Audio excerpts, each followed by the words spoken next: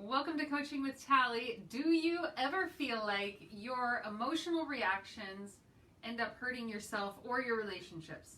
You know those moments where you go from 0 to 60 like that fast and you're either angry or super hurt or shutting down, those emotional reactions that we have. We're going to talk about that today in our series called Windows to the Soul, all about healing the heart at an emotional level. I need to turn these notifications off.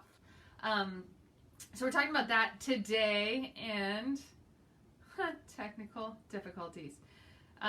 So we're in a series all about healing the heart, finding emotional wholeness, and we talked the first day about how this shows up in just our life circumstances, the day-to-day life situations that we have. Yesterday we talked about dysfunctional behaviors, and today we're talking about the emotional upheaval that comes up when we get triggered, and what is that stemming from, and what can we do about it? Because often it's become such a habit in our life over time, and we're just like, that's just what we do. I'm a super defensive person. I don't know. It's just how I am. Or like, just don't cross me because I get angry, and if somebody's going to cut me off in traffic, like I'm going to rage at them. Whatever it is for you, the things that you see in your own emotional reactions. Talking about that today, talking about what it stems from, and we are moving through a model that I talked to you guys about the other day that I learned. I was trained in under healing care by an amazing teacher and mentor, Dr. Terry Wardle. He's incredible, and we're walking through each stage of his model this week, talking about emotional wholeness. So when we go from 0 to 60, when we have that life situation, then we also have our reaction to whatever it is that happens in life. We react to it, and then we have our own judgment about our reaction, which actually just compounds the whole thing. So that's a way to step back and look at your emotional reactions is just to be neutral about it, to be a neutral observer of yourself in a situation, and to realize that reaction that you're having is very valid. It doesn't make it helpful, or it doesn't mean that it's working in your life, but it's a very valid emotion that you are having because of something very real that happened in your life. Like that doesn't just, like you don't just create these reactions out of nowhere and just say, I'm just an angry person, or I'm just a really sad person, or I'm just a shut down person. Those responses are there because of something that happened in your life. And the beautiful thing, the very, very encouraging thing is that you actually can go back and you can do the work and you can heal those places so that you don't go to those triggers anymore. You don't go to those reactions anymore. So I really want to encourage you that there is emotional wholeness available for every single one of us. And a lot of times it's getting back to that wounding experience, and we're kind of working down the model and having a new, more powerful experience with that. So encouragement to you that you are not stuck in the reactiveness that you have. You don't have to stay in that place, which is beautiful. So stepping back, becoming a neutral observer is really, really key. And being able to just go, okay, that reaction that I just saw in myself there, it's giving me really good information. So rather than shaming yourself, rather than beating yourself up for it, let it be an indicator. Like we've talked before about the lights of your dashboard of your car. Like you have a light come on and it gives you really good information that something is needed, your attention is needed. It's helping you see something that is going on. Just like our bodies are wired to bring our attention to something that needs addressed because of pain. So you have pain in your body and you're like, something's going on there. Maybe I need to get to the dentist and have that looked at. Whatever it is, something's going on in your back. Maybe you need to stretch something, or pain is an indicator, and emotional pain works exactly the same way.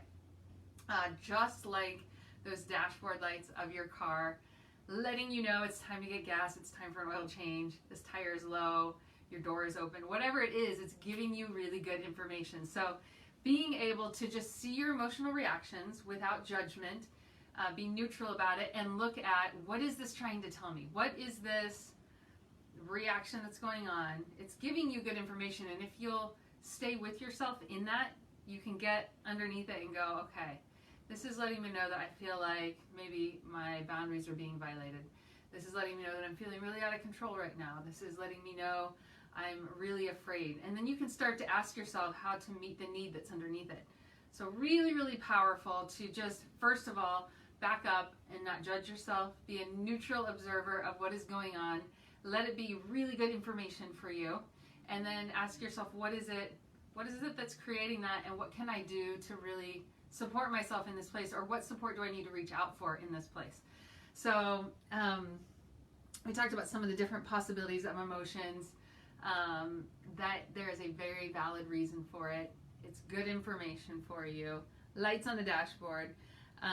And what I want to leave you with is, think back to the last time you had like a strong emotional reaction to something that you tend to judge yourself about.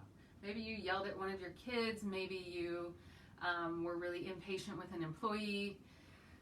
Maybe you screamed at somebody in traffic and you're like, why do I do that? What is my deal? Like, why am I so short fused with this? Or maybe it's you see yourself shutting down and like pushing somebody away, or you're in this place where you're just feeling really guilty. I was working with a client this morning and she's just feeling all kinds of guilt about setting some boundaries that she needs to set, and looking at that. And so we started getting underneath that, and what is it that's telling you? And really, like, she's getting to a place where she's realizing she's just not great at setting boundaries because she feels this internal responsibility for all of the people in her life. She feels responsible. And so looking, like, just being able to get underneath it and keep asking the questions and stay with yourself in it, and not judging yourself for it, and asking yourself, what's underneath this? And I promise you, it always stems back to something that has happened in your past, and this feels like that. And so then we get these layers that just build on and build on, and we kind of make up stories in our head that are like, this is the way this is, or this is how I am, or this is how men or women are, or this is how this kind of person is, or this is how this kind of situation always plays out in my life. And then we create these self-fulfilling prophecies that we end up actually creating for ourselves because we have belief systems that are in there. So we're going to talk tomorrow about lies that we believe, limiting beliefs, and how that part all plays in to this emotional healing process. But today I want you to just think back on the last time you had an emotional reaction that you don't like, and just begin to, as neutrally as possible, without judgment of yourself, see what information that's trying to tell you. And you might feel it in your body. It might be conscious thoughts, mindsets that you're aware of. But see if you can just stay with yourself a little bit and ask some questions like, what's that coming from? What is it that... so I had a coach yesterday that walked me through something similar to this. And he's like, what does that... I was holding stress right here. And he's like, what does that want to say to you? What is it that it wants you to know? And it's amazing, the messages that started coming up, and so much insight that I got.